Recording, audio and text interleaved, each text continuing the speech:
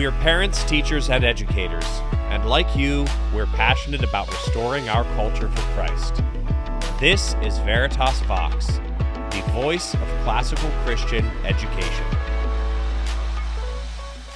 Welcome to Veritas Vox, the voice of classical Christian education. I'm Lexi Detweiler, and I'll be your host today. And joining me is Lexi Detweiler, my daughter-in-law.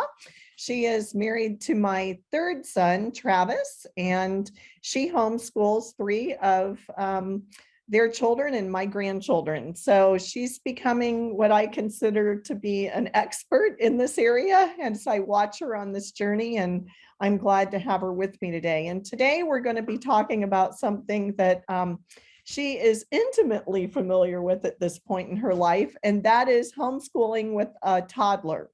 That is a question that we always seem to get asked on blogs, on Facebook, when I'm at conferences. I have moms coming up to me in tears saying, I have no idea how to do this. And I can tell you, it is something that you have to plan for and think about ahead of time because it's not easy. As I started my homeschooling journey, and then as I look back on just my teaching, one of the things that I realized is that homeschooling is not a whole lot different than a one-room schoolhouse. And so teachers have always been learning to juggle, and really it's a juggling act, children, and having toddlers just makes it that more difficult to do. And so I'm going to turn it over to Lexi now and let her tell you a little bit about her family in case you haven't joined us before, where we've talked about their family, so you can understand a little bit why I think she's an expert in juggling toddlers. Thanks, Laurie. Yeah, I have three kids. My oldest, Ava, is 8 years old. And then I have Oliver, who's almost 6, and Lucy, who's 4. I started homeschooling when Ava was going into kindergarten. So at that time, I had a 3-year-old and a 1-year-old. So I did have the 2 toddlers at home with me. So I've been homeschooling since. So I've been through kindergarten, 1st and 2nd grade. This year, Oliver was doing kindergarten. And then I have Lucy, who I was doing like a preschool type of thing with her this year. On top of that, I also have some animals in my house, which kind of complicates things a little bit. I have 2 dogs, a pig, chickens, a lizard, and a cat. Don't forget Lizzie. That's yeah. Lizzie's very She's important. the easiest one. She's a lizard, a leopard gecko. So throwing all those things into the mix really makes it a very lively house. And homeschooling in a very lively house is fun, but it also has its challenges. So yeah, I'm glad you brought it up because there is a really great article on the blog, on the Veritas Press blog, called 5 Tips to Help You Homeschool with a Toddler in Tow. And I think it's a 3-part series. And it's just like listening to all of the parents. They gave their advice, and it's all really great advice. Some of it I use and some of it is new to me. So yeah, I wanted to just talk about some of that advice. Part of it, I think, is knowing your family and figuring things out. You know, as I've watched your journey, the first year had a few more hiccups, let's say, than this year, right? Because you just needed to figure it out. And each time you add a child into your family, it changes, right? So the big thing that I found, we have 4 sons. I had 4 children in less than 5 years. So they were stair steps, as I call them. And the big thing that I found was, and my husband will tell you, my daughter-in-law will tell you this too. I am not the most organized person. At least I'm not organized in the way a lot of people think of organization. I have everything in my head, but I'm the creative type, right? So everything is always going and I'm busy and it looks like I'm not organized. And please don't open my closets, because if you do, they'll probably fall out on you. But the one place that I learned early on when I was homeschooling that I had to be organized was in order for my homeschooling to get accomplished was there. Because otherwise, with small children in particular, there was always something that got in the way, and I didn't get anything done because I didn't have time when I needed to sit down and do lessons to figure out what I was doing that day. And Lexi has been incredible in juggling her week. She hasn't said this in this podcast, but she also works part-time and they own a company. And she works for Veritas. And so she juggles a lot, and she's kind of what I call the command center and is so organized with her children's lessons, and wanted her to talk a little bit about why she's found that is important and how you do that in your week, right? How do you look at planning? I know you use the Veritas Press lesson plans kind of as your backbone, because your children are in diploma, but how do you make that work for you? And how do you make that work, particularly with, Lucy in the house, who's not doing what Ava would call real school yet? Right. Yeah. I want to preface this by saying that I do have some help, and I'm very grateful for that help from my mom, from Laurie, and from a babysitter a couple days a week. So that in itself is super helpful when I have work to get done that day. And if Lucy's with us, then she can go off with whoever's helping me out that day. And that's a huge help that I'm very grateful for. So my day, every day is different. So at the beginning of the week, every Sunday, I just think about the week ahead. I have a planner where I reference the lesson plans from Veritas, so I know exactly what needs to get done. Sometimes I see that, in kindergarten and second grade, sometimes they might be doing similar things in math, for example. So I'll line those up so that if I do lesson 3 and skip ahead to 7, it's fine. I'll come back and do those just so I can do 2 of the same types of lessons at the same time that day. You might make a fun project that everybody, including Lucy, can do with you. Right. Yeah, that's the cool thing about the math, is that it really builds on itself. So I could teach Oliver the basics of something, and then Ava a more advanced version of it, and we can do it at the same time. So that's really cool. So doing the schedule, sharing that with whoever's helping me out that day. Yeah, it's really easy. You just go check the box off. It tells you exactly I what you love crossing do with the children for the day. Oh, I love your children like crossing things. Yeah, it's so satisfying. The kids like to cross the things. Yeah, exactly. So there's that. There's, throwing in like their tennis lesson, their horseback riding, thinking about, I have to work today, so I'm going to double up on history this day and then do, half as much the day that I have to work so much. So, or things that you can do in the car by having a schedule, and you're in the car, then you're able to, your toddler can be doing something in the car quietly while your other children are reading, right? Or something like that. So, right. And there was a time when there was nap time. So planning around having a nap time, doing the more in the subjects like math that you really need to delve into with the kids while the toddler is sleeping was really helpful. And when the toddler's awake, doing more of the read alouds, the fun activities, I guess you would call them, that they can participate in. I mean, it's often that I walk into your house, Lucy's in your lap, and you're reading to the other children, and yes, it might be a book that Ava's doing for, her literature, but Lucy still, and this is because, and we'll talk about this in another podcast, but this is because they always read to their children from the time they were infants. So Lucy, even when she was a year or two, it was easy to have her join any other reading for the children because she was already so used to doing it. Right. And another fun thing about reading that I've recently been able to do with the kids is discussion. And even Lucy can participate in the discussion, even if she didn't read the book.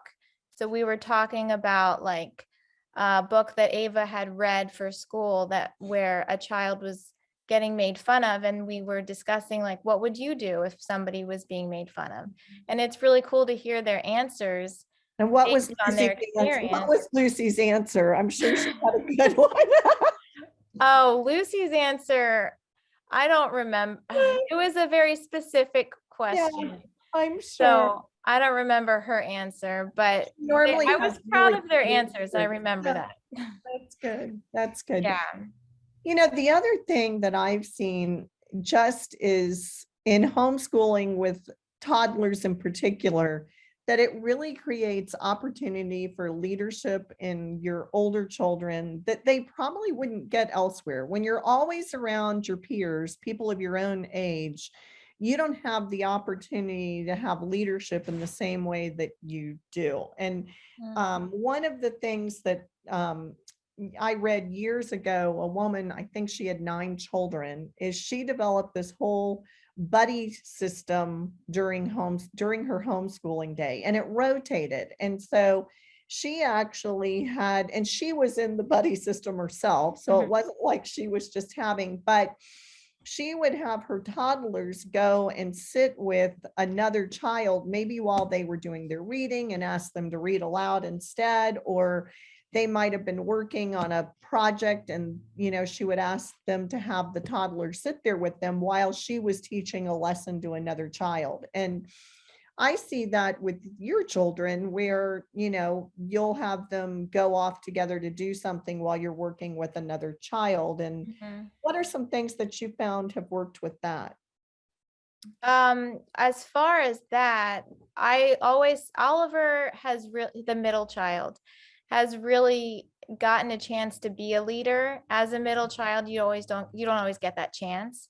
Right. And he generally follows in his sister's footsteps. But in separating him and Lucy aside to go, they like to build things a lot, which I think is really great for them. Just watching him lead Lucy and her following him, I think it's really cool.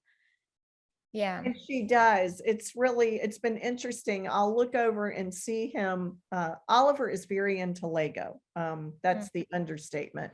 The child is 5 and has blown me. He reminds me of my oldest son, his uncle, who loved to build things. And he is just a carbon copy, loves to build anything. And he'll build the largest Legos I've ever seen and followed the book. I mean, I couldn't even do what he does, but it's been interesting for me to watch him teach Lucy.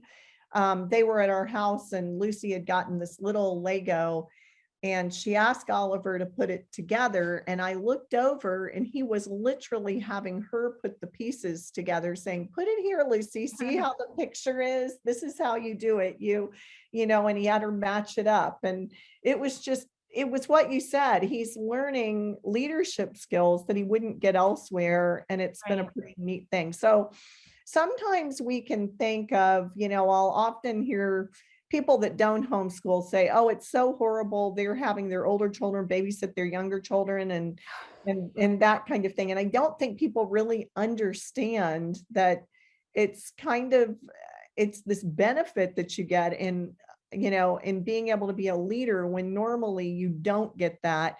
Particularly, I look at, when you have 20 third graders, there's always those children that are the very youngest, right, in the class. And they hardly ever get to be the leader because those 12 months or 11 months make such a huge difference in the development of a child at that age. Right. And this takes that all away. It just doesn't matter. And so there's really, just some beauty in that. And that's the other thing about homeschooling is that this is one of the few places, school is one of the few places where you're only in a age segregated group. Every other time in your life, you're not. And so homeschooling is more like the real world than regular school is for kids. Yeah, you learn to communicate with people of all different ages and backgrounds and, And that's the other thing. I find that toddlers really benefit, so many times we're talking about, okay, what do you have to do? It's kind of like, how do I contain my toddler when I'm homeschooling so I can homeschool my other children? And one of the things that I think is important to remember is so many times your older children, they're so articulate. You've been read to so much, and you can't forget about that side of this also. The toddlers need your one-on-one time that you gave to your older children. And it may look different because you're doing more things now, but they need that one-on-one time also, and things that are just special for them. What are some things you do with Lucy now that, in order to give her that one-on-one time? Well, a lot of times she needs just to cuddle and read books together. And it is hard to do because I try to set time aside to have her pick out the books, whatever books she wants, and just read to just her. It's hard to get away from the other two just to read to her. But I do try to do that. I play imaginary games with her, play with dolls and Barbies.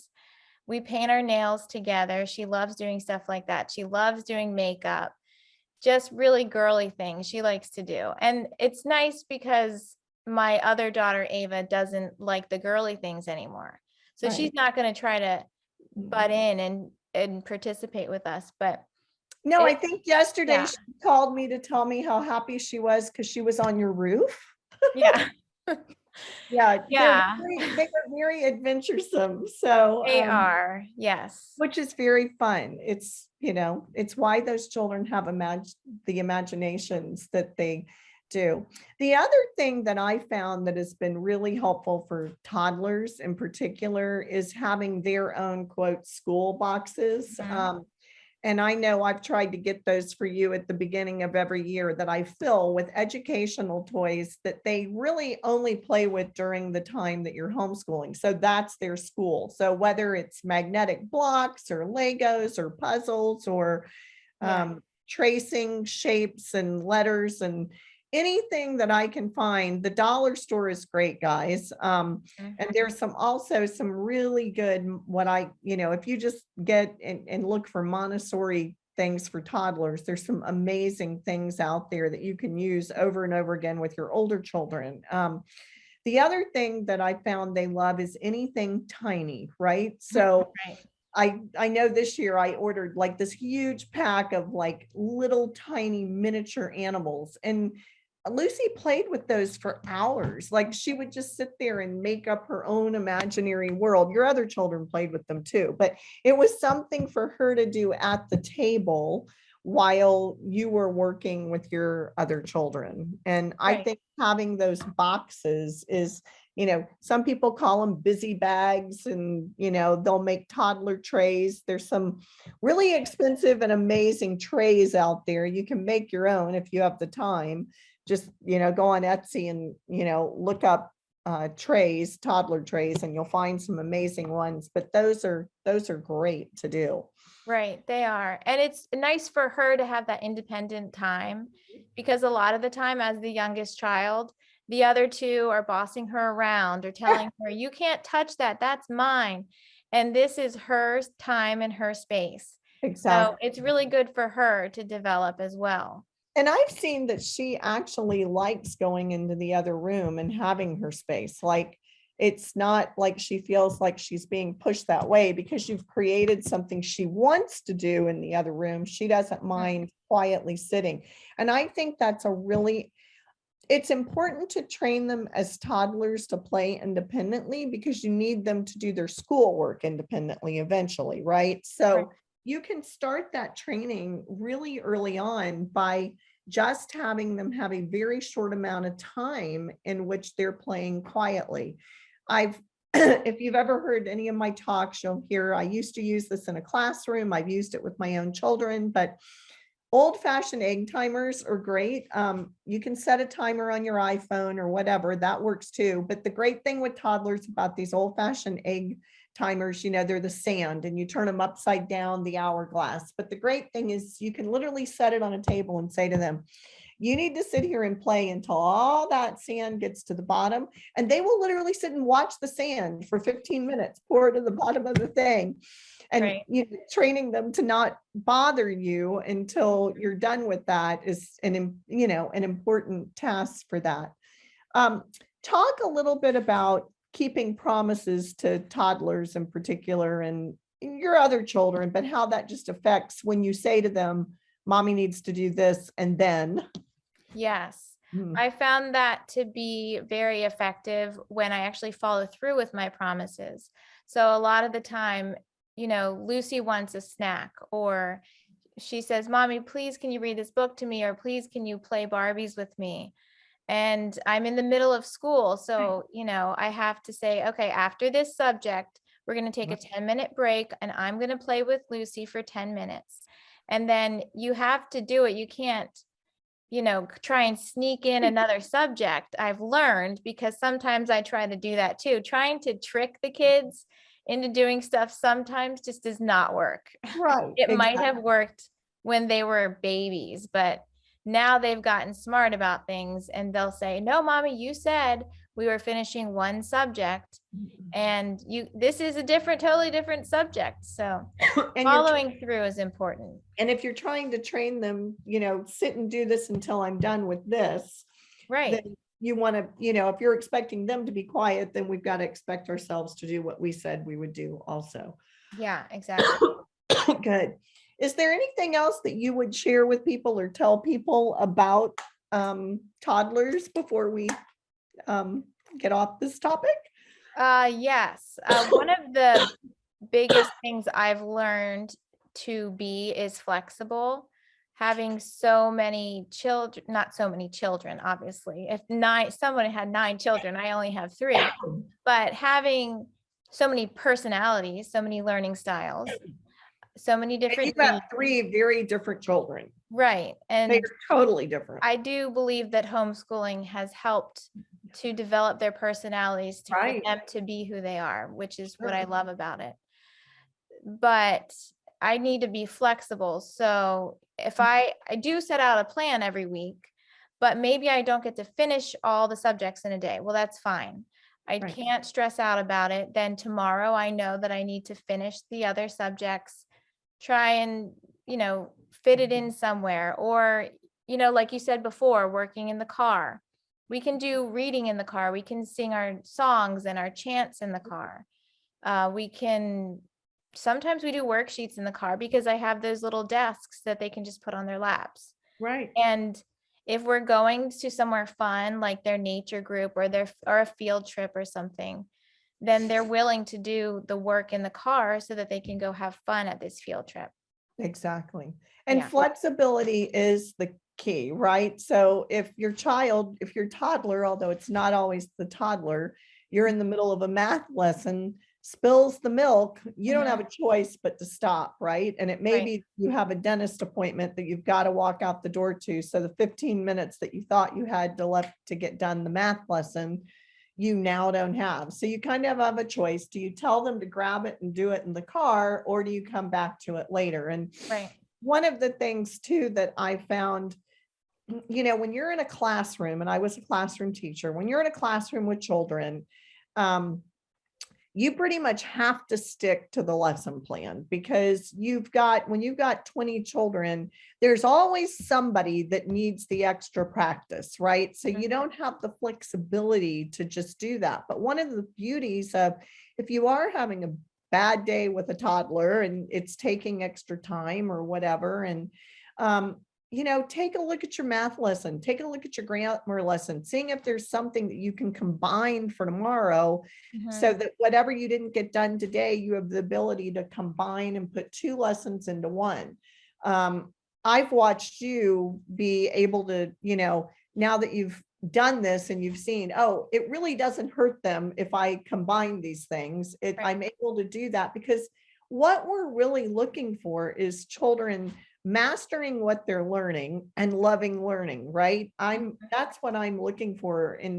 And are these children loving what they're doing? And sometimes having a toddler there, you can get so caught up in just trying to get it done because you're worried about getting everything done, and you have the toddler that's calling and crying, and you're having to stop and spend time with them, because those are such important years that we can forget about the whole reason we're homeschooling. It's to get children to love learning, right? I mean, it's not doing school at home, it's homeschooling. right, Totally exactly. different. It's totally different. Yeah. And you can't get so worried about getting the worksheets done that you forget the importance of sometimes just taking the opportunity to sit and read a book together, because you realize that's what my kids need today. Right.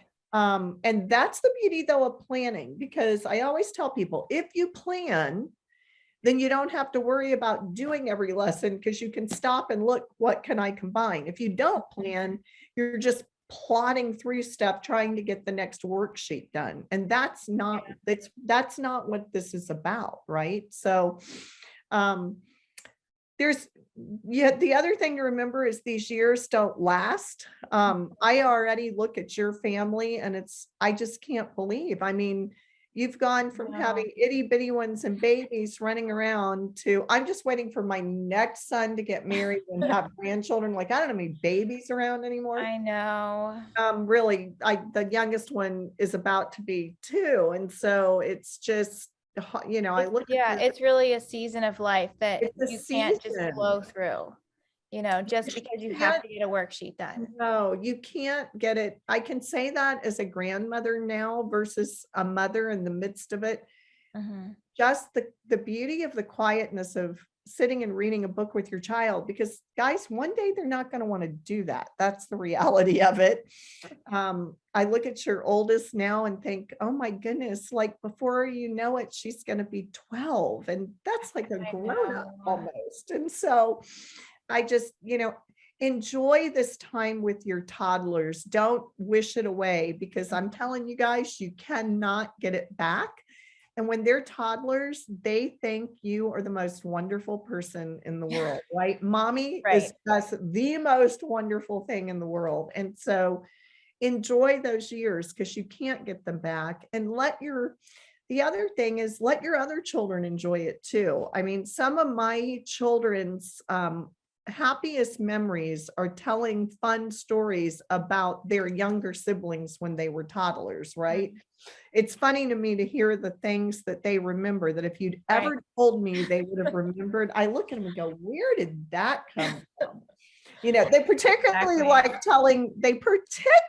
love telling the things where, they got into some mischief, as I call it, like spray painting. We had this project where we had entered this thing and they were making kites, right? We made these great kites. Their dad made these kites, and then I helped paint them and all. And I had all this neon spray paint, right? Well, life with a toddler, right? I was doing something with the older 2, and then it got quiet, or the older 2. And then I think one of them went off. Only one of them was in the house with me. Then they were all gone. And before I knew it, I went out and they had spray painted the back of a brand new house in neon orange and neon green. And let me explain to you, you were not getting this paint off without a professional. So, wow. I think that was my husband, right? Yes, it was. But they were seriously, now they're in their 30s with their own children. And we sit around and laugh about this. And those are some of their happiest memories, right? Yeah, and exactly. Now what's really funny though, is they tell me what they were thinking when they were doing this. And I'm like, really? Like, that's what you were thinking when you were doing this? So, it's just, realize life is short and you need to enjoy this time that you have with your toddlers. Well, I hope that you've enjoyed this today, and I hope that you've learned something from it, and that you'll come back and join us again. Yeah, and if you like what you hear, don't forget to like and subscribe. And if there's something else that you'd like to hear us discuss, you can drop a comment at veritaspress.com/vox, veritaspress.com/VOX. Thank you. Thanks.